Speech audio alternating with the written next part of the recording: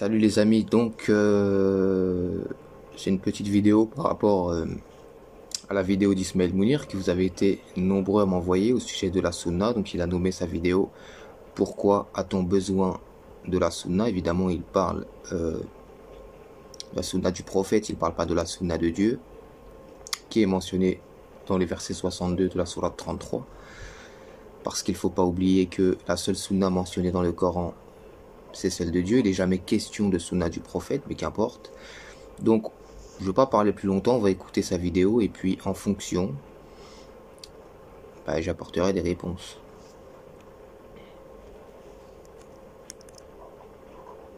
Là au mois de YouTube, que la paix soit sur vous. L'autre jour, en lisant mes messages, une personne m'a reproché de faire la promotion des hadiths du prophète.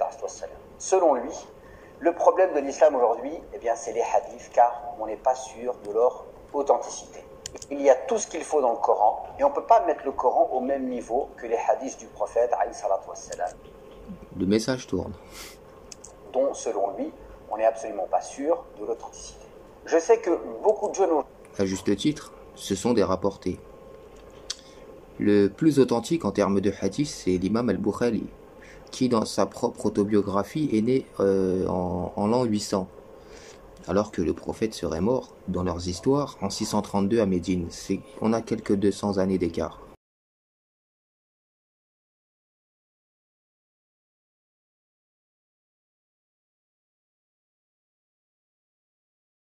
En vérité, la date de naissance et de mort du prophète, on s'en fiche un peu, c'est pas très important en vérité, et le Coran ne mentionne même pas ces informations.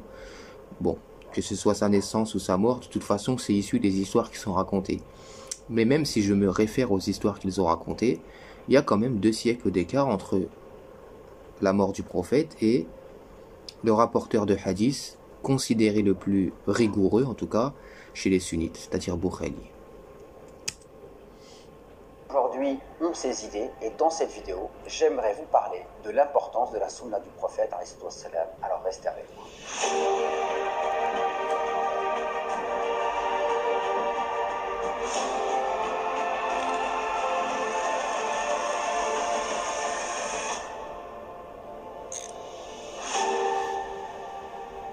Alors premièrement, pour vous parler de l'importance de la sunna, on va se baser sur le Coran. Écoute. Le Coran regorge de versets dans lesquels on nous demande de suivre le prophète alayhi salatu wassalam. Pour un imam, c'est quand même une information étonnante. Aucun verset du Coran mentionne le segment « Obéissez au prophète ». C'est au messager qu'il est question dans les versets qui demandent d'obéir. Messager, c'est Rasoul, d'accord? Le prophète, c'est Nabi. Le messager n'a pas la même fonction que le prophète. Les mots dans le Coran ne sont jamais positionnés de manière hasardeuse. On doit s'interroger sur le fait que jamais le Coran nous dit « obéissez à Mohammed ». Jamais il nous dit « obéissez au prophète », contrairement à ce qu'il vient de raconter. Le segment « obéissez au prophète » dans le Coran n'existe pas. Et ça s'explique amplement par le fait que Mohammed est l'individu, justement. Donc obéir à l'individu, en termes de religion, c'est l'associer à Dieu, puisque Dieu le dit clairement, à Dieu appartient la religion pure.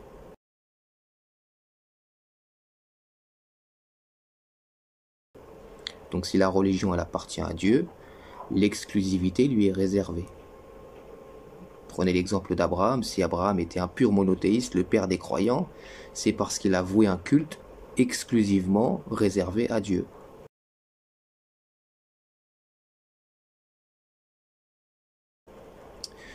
Donc, obéissez au prophète, dans le Coran, ça n'existe pas déjà. On parle de messager, justement, c'est en référence à quoi? Au message, justement. Les mots ne sont pas positionnés de manière hasardeuse. Et Dieu dit justement au prophète, juge entre eux, d'après ce que Dieu a fait descendre. Ce que Dieu a fait descendre est le Coran.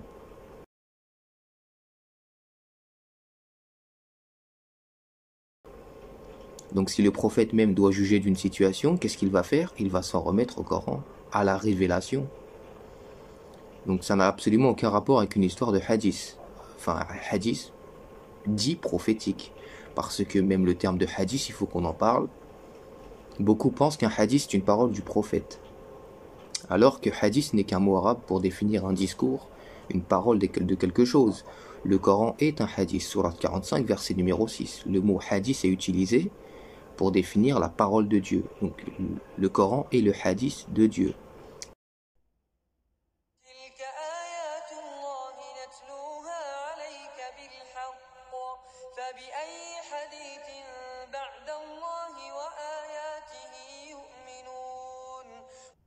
Et si vous lisez correctement ce passage-là, sourate 45, verset 6, vous verrez d'ailleurs que le seul hadith à prendre en compte est celui de Dieu. Il n'est jamais question du hadith d'un prophète, d'un messager, à titre personnel, évidemment. Écoutons. Et de lui obéir. Obéissez à Allah et obéissez à son messager. Ouais. Voilà, au messager, effectivement, et pas au prophète. Parce que prophète, c'est un statut qui est particulier, ça a une fonction particulière. Le messager, c'est une autre fonction encore. Et Mohammed, c'est l'individu. Donc il ne faut pas confondre le messager, le prophète et l'individu. Et Dieu le dit dans le Coran, Mohammed n'a jamais été le père d'aucun de vos hommes, mais il est le messager de Dieu, Rasoul, et le témoin des prophètes, wa khatam nabiyyin.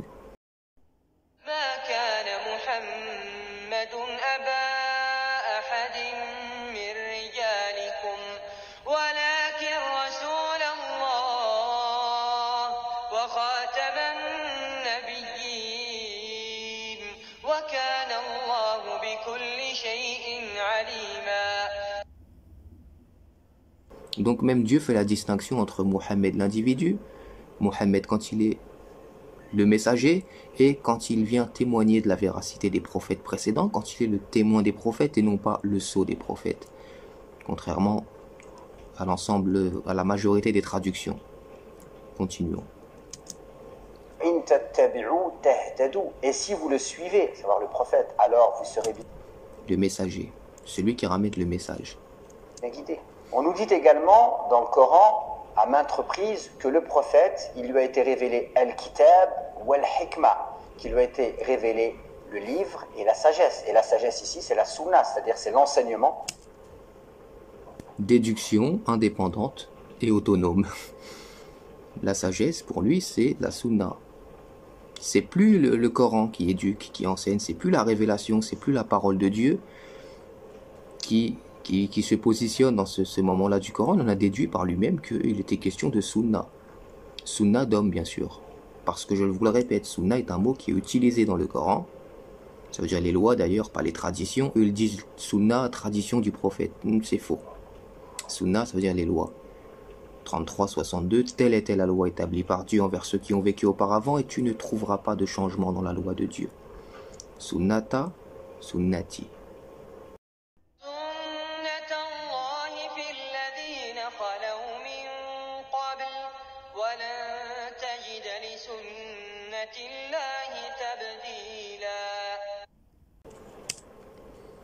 Qui permet de bien comprendre le Coran. Dans la sourate 53, il est dit et il ne parle pas sous l'effet de la passion, ce n'est qu'une forme de révélation inspirée. Effectivement, il ne parle pas sous l'effet de la passion, c'est en référence à la révélation inspirée, c'est-à-dire c'est le Coran encore une fois. Dieu est en train d'expliquer aux gens que ce que le prophète récite, c'est-à-dire Al-Qur'an, c'est une révélation inspirée, c'est une révélation divine. Il n'est pas en train de parler de lui-même. Ce n'est pas de son propre chef.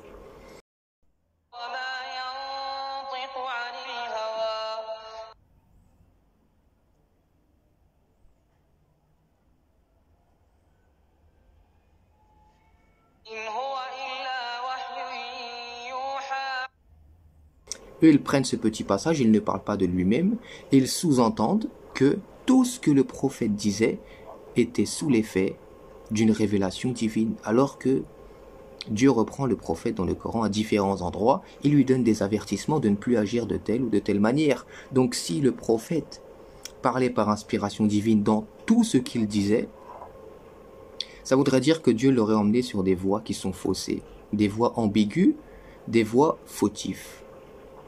Vous comprenez ?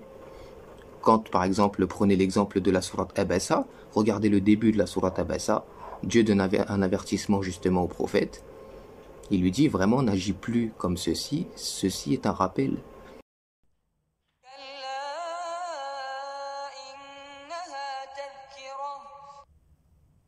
Parce qu'il s'est détourné d'un homme qui cherchait la connaissance. Pour aller vers les gens qui avaient de l'argent, il s'est précipité, victime de sa passion, de sa faiblesse, et Dieu lui donne un avertissement. Donc si le prophète, dans tout ce qu'il faisait, il était sous l'effet de la révélation divine, ça voudrait dire que c'est Dieu qui a mis le prophète dans cette voie-là, celle d'aller vers l'argent plutôt que vers le rappel. Vous comprenez?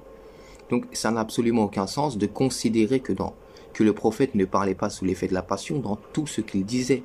Et le verset est clair de toute manière. Il s'agit de la révélation. Continuons. On parle du prophète, alayhi salatu wassalam. On nous dit également que le prophète a été envoyé avec le Coran, mais aussi avec les explications qui vont avec le Coran. Il est dit dans le Coran, litubayyina linnas ma unzila ilayhim, pour que tu expliques ou éclaircisses aux gens ce qui leur a été révélé. Donc, non, c'est pas ça qu'il est dit. Au contraire, Dieu dit dans la sourate 5 au verset 99, il n'incombe au messager que de transmettre le message.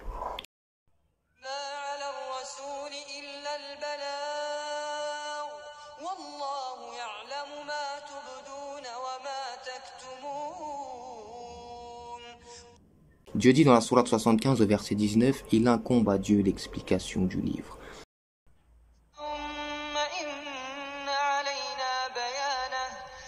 Dans un autre passage, Dieu dit, il fait descendre par son ordre les anges avec la révélation sur qui il veut parmi ses serviteurs. Encore une fois, on parle de révélation inspirée dans l'esprit de compréhension et pas de descente de livre à ce moment-là.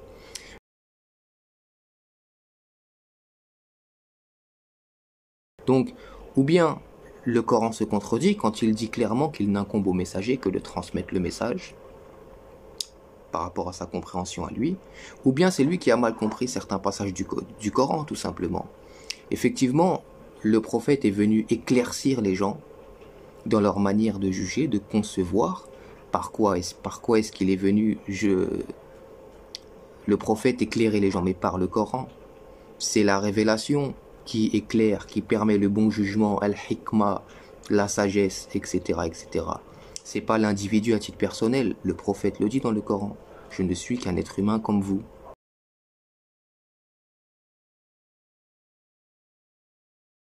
Je ne suis qu'un être humain comme vous. Je ne sais pas ce que l'on fera de moi.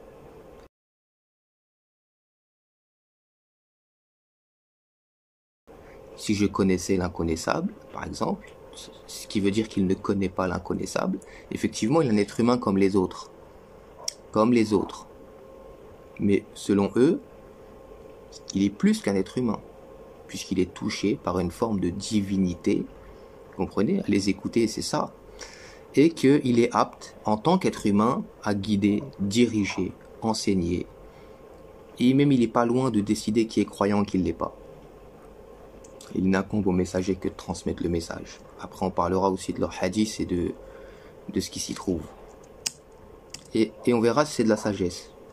Le Coran lui-même nous demande de suivre le prophète, de suivre sa guidée, de suivre son enseignement. Donc, comment le Coran nous demanderait d'obéir au prophète, de suivre le prophète? Mais tout le temps d'obéir au prophète. Il n'existe pas ce passage. Et de prétendre qu'aujourd'hui cela ne serait pas possible. Donc quelque part, et c'est le premier argument, rejeter les hadiths du prophète, eh bien c'est quelque part se mettre en porte-à-faux avec le Coran. Donc c'est encore. Nous avons descendu le plus beau des hadiths.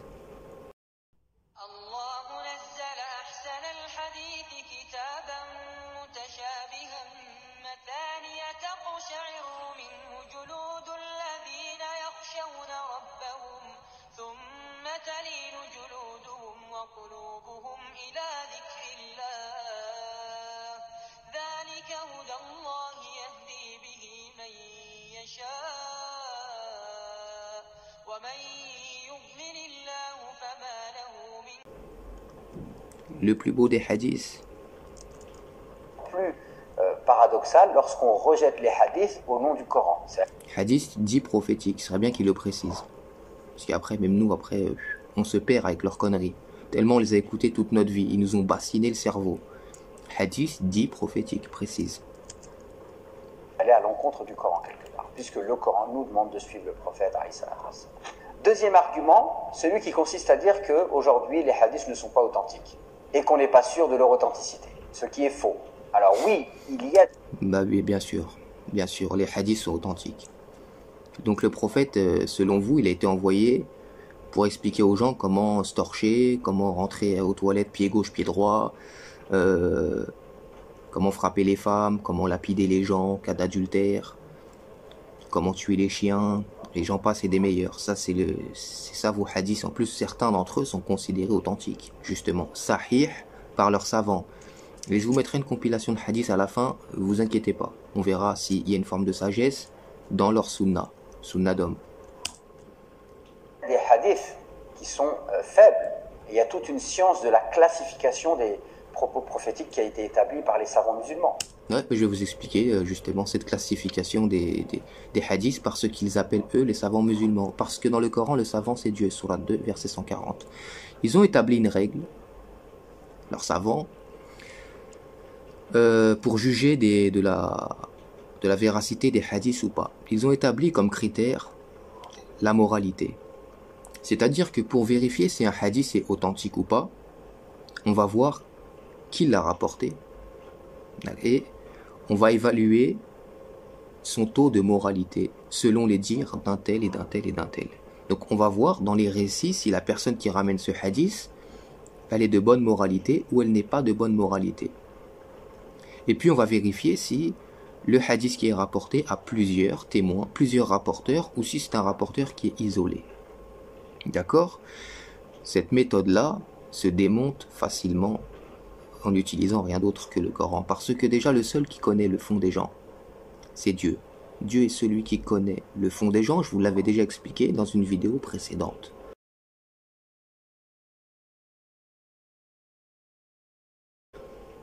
Donc j'aimerais savoir, moi, qui sont ces gens qui ont pris la parole pour dire un tel est pieux.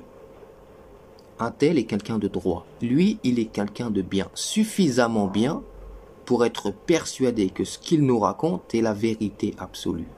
Ça n'existe pas, ça n'a absolument aucun sens. Tout être humain est faible, tout être humain est pécheur et tout être humain a que peu de science. Quand on a compris ça, leur méthode d'analyse des chaînes de transmission tombe complètement à l'eau. Parce que qui êtes-vous pour savoir qui est bon et qui est pas bon? Surtout quand, à la base, vous ne faites que récupérer des propos. Ces gens ont vécu il y a des siècles et des siècles et des siècles. Mais comment vous faites même pour avoir une idée du tempérament, du caractère de ces gens-là, en vous basant uniquement sur des gens qui disent? Si moi, j'ai un ami qui parle de moi et qui me complimente, mais ça reste mon ami, il va pas me cracher dessus. Mais est-ce que ça veut dire que tout ce qu'il dit à mon sujet est vrai? Vous voyez? Mais tout ça n'a pas de sens en vérité. Ben, c'est comme ça, eux en tout cas, leurs savants, qu'ils s'organisent, qu'ils agissent en tout cas pour vérifier de la véracité d'un hadith. Donc voilà, comme ça vous êtes au courant. Mais ils vont lire les cœurs. Prétendre qu'aujourd'hui on ne pourrait pas avoir accès à ces hadiths authentiques, eh bien cela pourrait permettre de dire également qu'il pourrait en être de même pour le Coran, puisque ce sont ceux... Vous voyez, ils vont jusqu'à cracher sur le Coran pour justifier la religion des hommes. Et c'est comme ça. Et ça, je vous l'avais dit il y a quelques mois en arrière. Bientôt, pour justifier la sunna, pour lui donner de la valeur, ils vont marcher sur le Coran. Et regardez ce qu'il vient de dire. Si des hadiths sont faux, ben le Coran est peut-être faux. Vous voyez ? Qui nous ont ramené le Coran, qui nous ont ramené les hadiths du prophète, alayhi salatu wassalam. Oui, ceux qui nous ont ramené le Coran, c'est ceux qui nous ont ramené les hadiths. Ce qui est totalement faux. Leur Bukhari, par exemple, leur idole moderne, est né en 800. Le prophète serait mort en 632. Donc le Coran existait déjà avant les rapporteurs de hadiths. Il y a juste à consulter les autobiographies des rapporteurs de hadiths eux-mêmes. Vous voyez ? Et puis il incombe à Dieu la garde de son livre et son développement. Vous voyez ? Vraiment, c'est médiocre comme analyse. Et c'est pour ça que je vous disais qu'il traite la religion comme quelque chose de culturel, de coutumier et non pas de spirituel. Et écoutez ce qu'ils disent, ils font des travaux humains pour justifier la véracité de la parole divine. C'est aberrant. De plus, on peut s'apercevoir qu'un certain nombre de choses qui sont évoquées dans le Coran le sont toujours de manière générale. Il y a beaucoup de généralité dans le Coran. Voilà. En gros, le Coran, c'est les grandes lignes. Mais si tu n'as pas la grande connaissance et la grande sagesse des rapporteurs de hadith, la parole de Dieu t'est incompréhensible. Oui, je vous ai dit, piétine le Coran de plus en plus et à l'aise, tranquillement maintenant, pour justifier leur religion des hommes. Aux sources multiples, leur polythéisme en vérité. On sait très bien que c'est à peine 8% du Coran qui détient des détails juridiques. Pour le reste, c'est la sunna du prophète qui vient préciser un certain nombre de choses. Par exemple, le prophète n'a pas le droit de créer des lois en religion. Il parle de juridiction, tout c'est en contradiction avec le Coran. Verset 1 de la sourate 66. Ô prophète, pourquoi en cherchant l'agrément de tes femmes t'interdis-tu ce que Dieu a rendu licite? Dieu est pardonneur, très miséricordieux. Dieu le reprend à ce moment-là. Sourate 6, verset 114. Chercherai-je un autre juge que Dieu? Le seul qui est habilité à créer des lois en termes de religion, c'est Dieu seul. Aucun prophète n'a jamais eu autorité pour créer des lois en religion. Aucun. Ils ont donné ça. Ils ont appris ça de leurs rapporteurs de hadith, c'est-à-dire la religion des califes, qui ont eu besoin, à un moment donné, de se servir de la religion et de la naïveté des gens pour faire passer tout un tas de courants d'idées, en vérité. Donc, soyez clairs à ce sujet-là. Le prophète n'a pas autorité pour légiférer. Il n'incombe au messager que de transmettre le message. Mohammed est le messager de Dieu. Un messager est quelqu'un qui te véhicule un message. Il est le messager de Dieu, donc il te ramène le message de Dieu. Et c'est tout ce qui lui incombe. C'est nous qui les appellerons pour rendre des comptes. Le prophète n'a aucune part dans la création. Il est dans l'espérance de l'agrément de Dieu. Il est touché par le mal. Voyez? Regardez le prophète dans le Coran. Vous allez pouvoir vous identifier à lui d'ailleurs, parce qu'il est comme vous.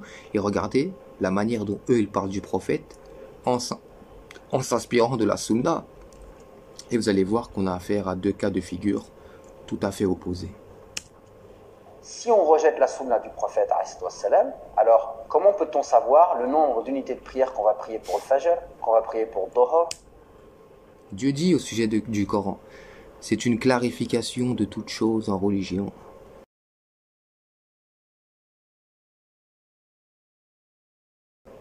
Mais comme ils méprisent le Coran, ils méprisent la parole de Dieu, ils ne considèrent pas justement la parole de Dieu à sa juste valeur. D'ailleurs, c'est ce que le Coran nous dit, ils n'ont pas estimé Dieu à sa juste valeur.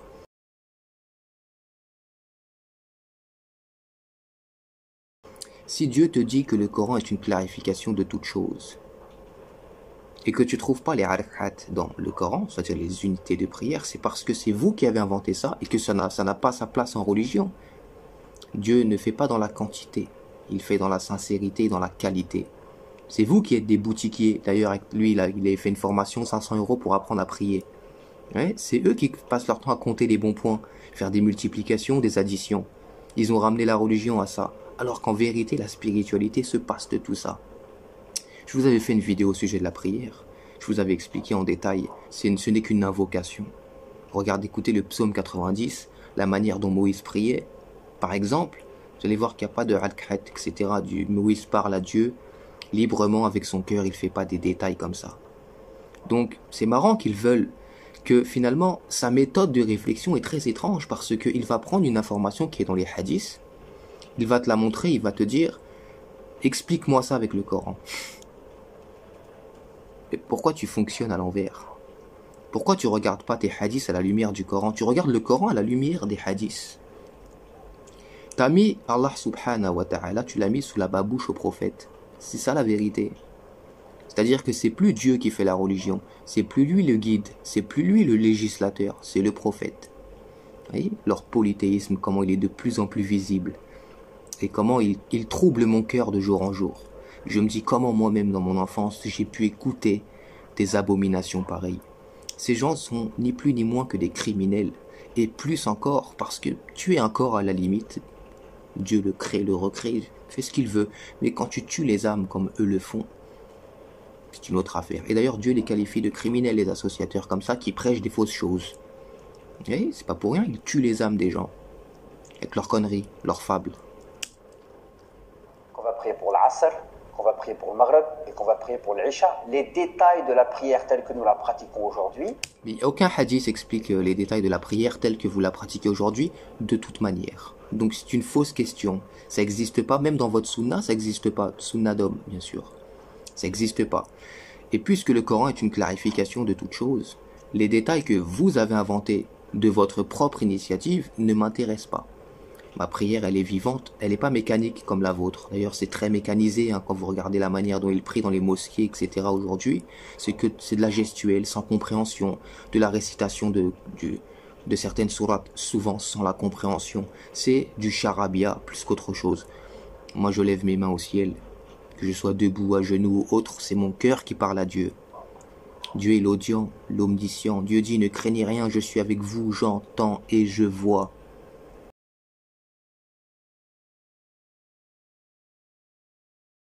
Je parle à Dieu avec mon cœur. Je lui dis ce que j'ai sur le cœur. Et je le glorifie. Ma prière est faite. J'ai pas besoin de votre mécanique, votre gestuelle, qui n'a aucun sens. Ne sont pas précisés dans le Coran, mais le sont bel et bien dans la sunna du prophète alayhi salatu wassalam. Il ment au culot comme ça. Néanmoins, et il piétine le Coran. Le Coran ne mentionne pas tout. Je pense qu'il y a un problème aujourd'hui avec les hadiths, bien sûr. Le problème avec les hadiths, c'est qu'il y a deux tendances extrêmes. L'une des tendances extrêmes consiste à prendre un hadith et à lui donner une interprétation qui peut aller à l'encontre de certains principes qui, eux, sont établis clairement par le Coran. Et là, ça pose un problème. Je vais vous donner un exemple. Il va dans tous les sens et je ne saurais pas vous expliquer ce qu'il est en train de raconter. Dans le Coran, il est dit que Ibrahim a salué son père, alors que son père était une personne qui construisait les idoles et qui avait rejeté l'islam. Et quand Ibrahim l'a appelé à l'islam, eh bien, le prophète Ibrahim s'est retrouvé rejeté par son père. Son père l'a menacé. Et Ibrahim lui a dit « Wa qala salamun alayk » et il lui a dit « paix sur toi ». Il l'a salué.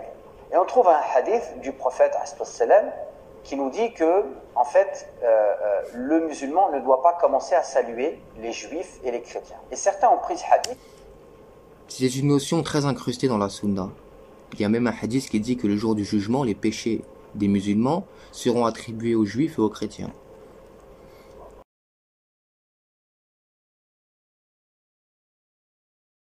Ce qui, coraniquement, n'a aucun fondement. En fait, c'est tout le contraire en vérité. Puisque Dieu dit qu'il y a des gens, il y a des croyants dans tous les livres révélés. Il y a ceux qui ont cru en l'Injil, qui sont des musulmans, dans la Taura, qui sont des musulmans.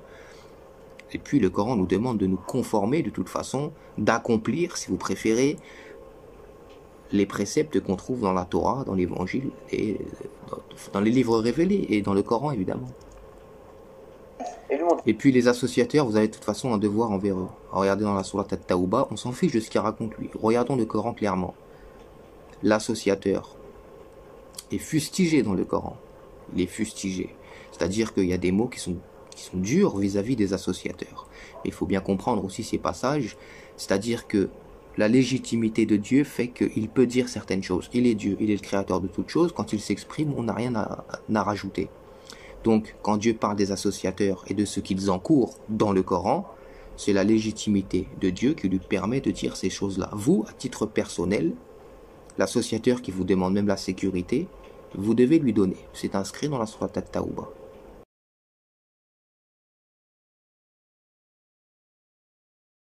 D'accord? L'associateur qui est en paix avec vous, vous n'avez aucun droit d'agir à leur encontre. Aucune possibilité n'est donnée par le Coran. Le musulman respecte tout le monde. Que tu sois associateur, pas associateur. Il a le droit de se défendre. Quand il y a une nécessité, quand il est attaqué, quand il est stigmatisé, harcelé, il se défend. C'est même un devoir religieux. Mais l'associateur qui fait sa vie, qui te respecte, tu le respectes. Et s'il te demande de l'aide, tu vas l'aider. C'est ce que le Coran nous dit. Donc on n'a même pas besoin de leur hadith pour comprendre comment on doit agir avec celui qui fait des idoles ou qui les fait pas en vérité. Puisque la sourate At-Tawbah est claire à ce sujet-là. Mais bon, écoutons sa salade mayonnaise jusqu'au bout. Donner une portée générale. Et on voit bien ici que si on comprend le hadith comme ça, il vient en allant à l'encontre du verset du Coran que j'ai évoqué. Mais c'est pas le seul hadith qui va à l'encontre du Coran, t'inquiète pas. Je vais vous mettre une compilation à la fin. C'est là en fait où il peut y avoir un problème méthodologique dans la manière d'extraire les règles des hadiths. Et certains savants, Dieu merci, ont expliqué que ce hadith n'avait pas une portée générale, mais qu'il était une fatwa. Une fatwa. C'est interdit les fatwas en religion. De toute manière, vous prenez pas la tête. Lorsque le prophète a constaté que certaines personnes dans la ville de Médine ne respectaient pas le prophète et lui disaient que la mort soit sur toi, salam alaykum, eh bien, le prophète a dit, puisque c'est comme ça, ne commencez pas à les saluer en premier. Mais ce hadith-là n'a pas de portée générale, il a une portée qui est liée à un événement précis, à une cause. Si la cause disparaît, le jugement qu'il y a dans ce hadith ne doit pas être appliqué. On revient à la règle générale qui est stipulée dans le Coran. Donc il peut y avoir un problème méthodologique dans l'utilisation du hadith, c'est-à-dire qu'on va faire dire au hadith des choses qui vont alors... On n'y comprend plus rien.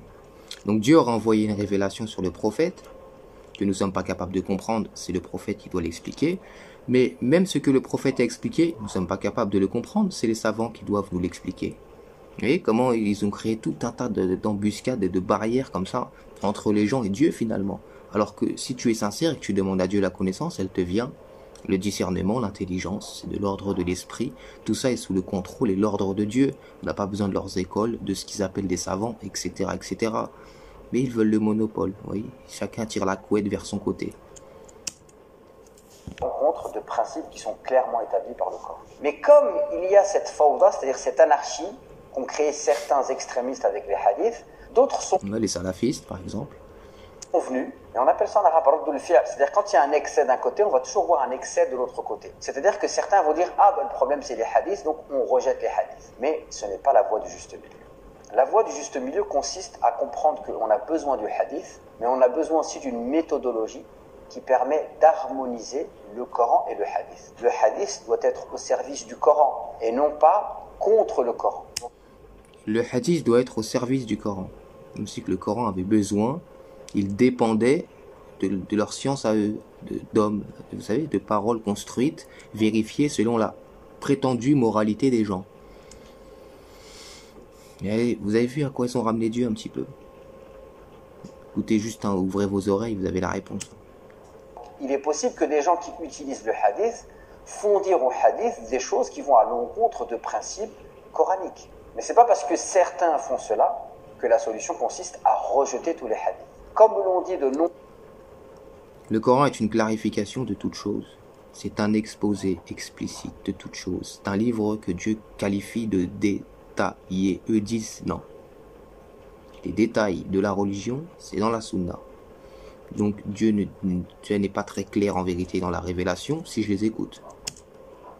Nombreux savants, nous avons besoin d'une tasfiya, c'est-à-dire d'une purification. Il faut purifier le corpus des hadiths de tous les hadiths qui sont faibles. Et il faut une méthodologie précise qui permet de se préserver de l'abus de l'utilisation de certains hadiths. C'est un faux propos parce que je vais vous montrer que même dans les hadiths qui sont considérés sahih, authentiques, c'est-à-dire qu'il y aurait plusieurs rapporteurs, plusieurs témoins et dont la prétendue moralité des gens qui les ont rapportés est très élevée.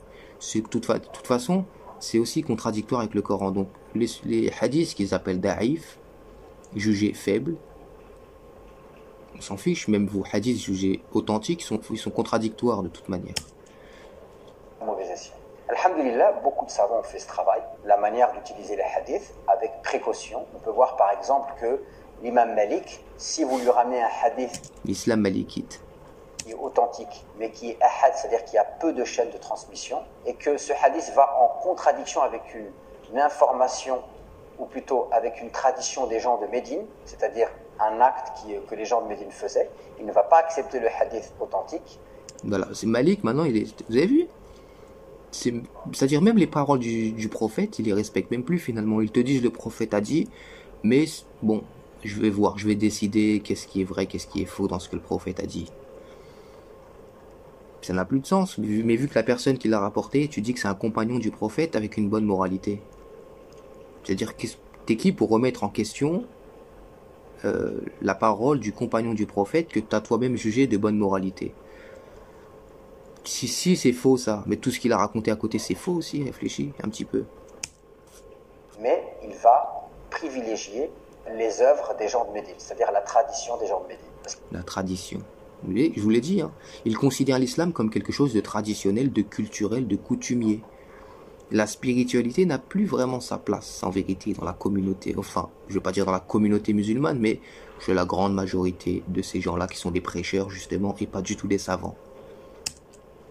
Il considère qu'il n'est pas possible qu'un texte vienne lui apporter une information qu'il ne peut pas voir chez les gens de Médine. Je rappelle que l'imam Malik a vécu à une période où il était proche des compagnons, donc Médine étant une ville homogène où il y avait beaucoup de musulmans, beaucoup d'anciens compagnons. Les gens d'antan, la religion de jadis. Vous voyez, si je les écoute, nous, pardonnez-moi le terme, mais on est des petites merdes, nous, en vérité. Les meilleurs gens, c'est les gens d'avant, ceux qui vivaient avec les chameaux, etc. Plus on avance dans le temps, plus on est des pourris. On n'a aucune espèce de valeur. Nous, on n'a pas de connaissance, pas d'intelligence, on n'a pas de cerveau. On ne peut pas comprendre la parole de Dieu. Pour la comprendre, il aurait fallu vivre en Arabie il y a 1000 ans en arrière. Et le monopole du temps d'avant, en fait. Ils passent leur temps à parler des gens d'avant, alors que la parole de Dieu est vivante. Dieu est le vivant. Sa parole est intemporelle, elle traverse le temps. Elle s'adapte à toutes les générations, toutes les communautés. Mais non, ils passent leur temps à parler des gens qui sont décédés il y a 800 ans. Compagnons. Eh bien, donc, il n'était pas possible pour lui d'envisager que dans les successeurs des compagnons et les successeurs des compagnons. Voilà, vous voyez, les successeurs des successeurs, les suiveurs des suiveurs, comme disait l'autre que j'avais repris dans une vidéo, pour ceux qui se souviennent. Les suiveurs des suiveurs des suiveurs. On ne voit pas cette tradition, qu'on ne connaisse pas, qu'on n'ait pas entendu parler d'une information qui serait rapportée par un hadith. Ce qu'on peut dire aussi, c'est que finalement, il faut développer une méthodologie saine dans l'appréhension du hadith. Et on peut s'apercevoir que déjà, la première des choses dont on ne peut pas se passer, c'est la sira, c'est-à-dire la vie du prophète. Pour comprendre le Coran, on a besoin de comprendre la vie du prophète. Nous avons rendu le Coran facile à la méditation. Facile à la méditation. Dieu dit que comprendre le Coran, c'est pas compliqué. Mais ils te disent tu peux pas comprendre. De toute façon, si tu te réfères pas à nos paroles qu'on a trouvées à droite et à gauche, qui n'ont même pas été compilées à l'époque du prophète. Il y a même des hadiths qui interdisent les hadiths. Carrément. Le prophète aurait dit n'écrivez rien de moi. Alors je sais, quand on leur montre, ils tentent de le justifier, ils disent oui, mais le prophète a changé d'avis entre-temps. Mais quand on leur demande un hadith pour prouver que le prophète a dit qu'il changeait d'avis, il n'y en a pas. Et donc ils ont décidé tout seuls qu'il avait changé d'avis. Il y a Hassan Iqiyusen, encore pire, il a dit on a la sunna parce qu'on a désobéi au prophète, alhamdulillah, il a dit. Ouais, il a dit si on n'avait pas désobéi au prophète, on n'aurait pas la sunna.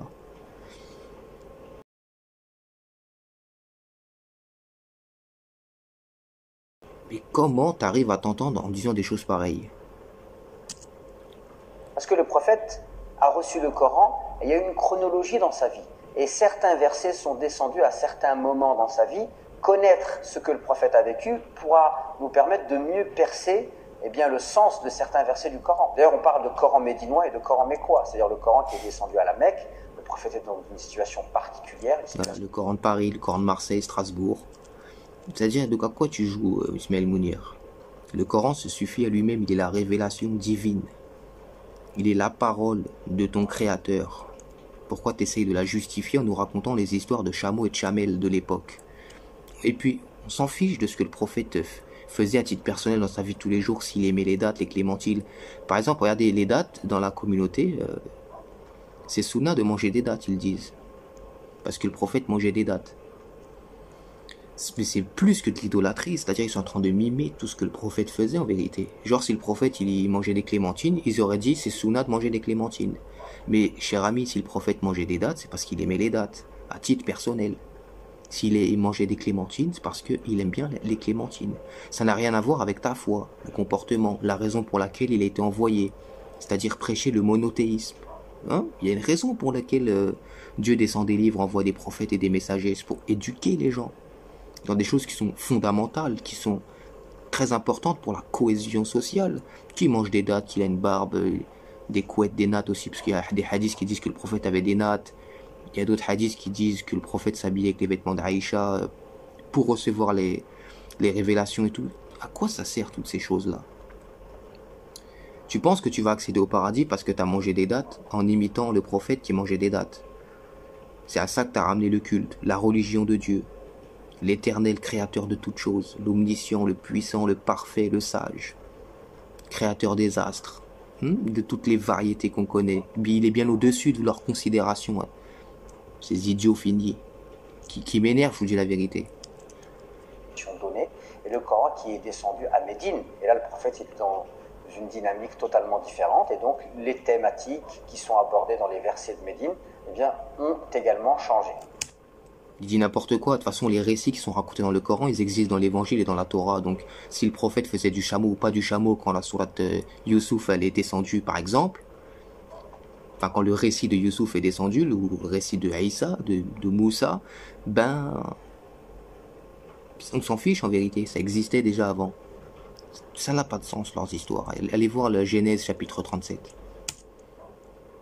Ensuite, la deuxième des choses, il y a un deuxième concept après la vie du prophète, c'est la sunna. Donc la sunna, c'est la voix du prophète.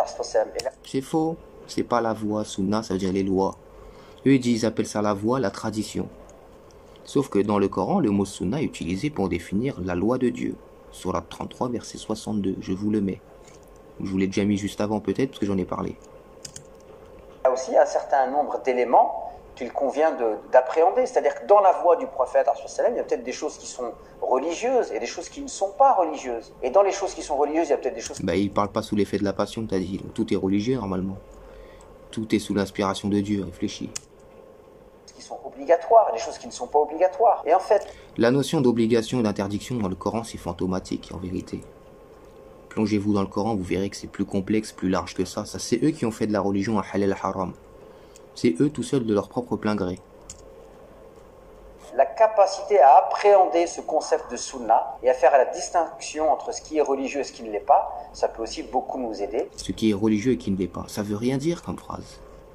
Parce que ça n'existe même pas la religion de Dieu. Je vous l'avais expliqué sur ma vidéo que j'avais faite sur Samuel Paty. Vous vous rappelez? C'est très ancien. La religion de Dieu, ça n'existe pas. La religion, ça nous a été donné pour parfaire un comportement. Pour adopter une idéologie de vie qui est saine, pour que les gens soient plus aimants les uns avec les autres, pour qu'ils soient aussi au courant que tout ce qu'on va faire dans nos vies, il y aura des répercussions, qu'à un moment donné, il y aura un jugement. Le karma, comme certains l'appellent, voilà, le karma. Tu fais quelque chose de mauvais, tu vas le retrouver. Point, c'est une mise en garde, c'est un avertissement. Il est là aussi pour réjouir le cœur de ceux qui sont des gens justes. C'est ça la croyance en vérité, c'est être juste. C'est pas savoir que Dieu existe. La croyance est beaucoup plus large que ça dans le Coran. Croire en Dieu, c'est mettre en œuvre ce que Dieu nous enjoint de faire. La bonne moralité, la bonne conduite, le partage, la bienveillance, éviter la calomnie, espionner les gens, etc. Toutes ces choses-là qui se retourneront contre nous si jamais on les met en œuvre de toute manière, c'est la promesse de Dieu. Donc la religion, d'accord, ça nous a été donné pour parfaire un comportement, c'est pas un culte, comme eux ils le voient en tout cas. Dieu n'a que faire de vous, Dieu se passe des mondes, c'est coranique. Dieu n'a même pas besoin de ta prière en vérité, c'est toi qui as besoin de le prier. Invoquez beaucoup Dieu afin que vous réussissiez. C'est pour ta réussite à toi la prière. Dieu n'en a pas besoin de ta prière. S'il veut te remplacer, il te remplace. Demain, tout de suite même. À bien comprendre certains hadiths. Par exemple, lorsqu'on a l'information suivante dans un hadith authentique, que le prophète est rentré à la Mecque, après en avoir été expulsé, victorieux donc, coiffé de 2 nattes devant et 2 nattes derrière. Certains pourraient dire, bah tiens, ça c'est une coiffure sunna. Oui, sauf que... Oui, c'est une coiffure sunna. Je vais m'arrêter là, sa vidéo fait 12 minutes, donc je suis à 9 minutes, j'arrive plus à l'écouter, je vous dis la vérité. C'est une coiffure sunna, vous avez vu? C'est-à-dire si le prophète il aurait mis des jeans craqués, ils auraient dit, mais il est où ton jean craqué? Tu vas aller en enfer ou quoi?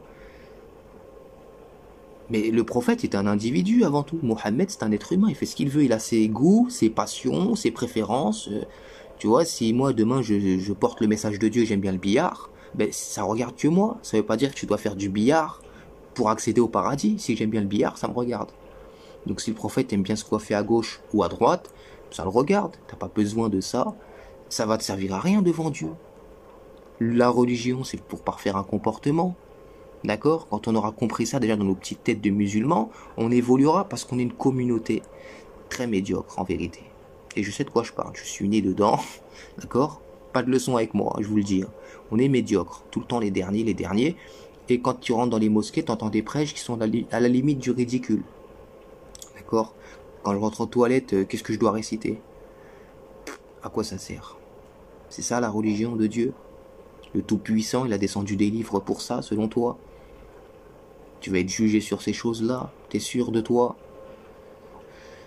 Je vais m'arrêter ici les amis parce que ma langue risque de fourcher et je ne peux plus me les écouter, je vous dis la vérité.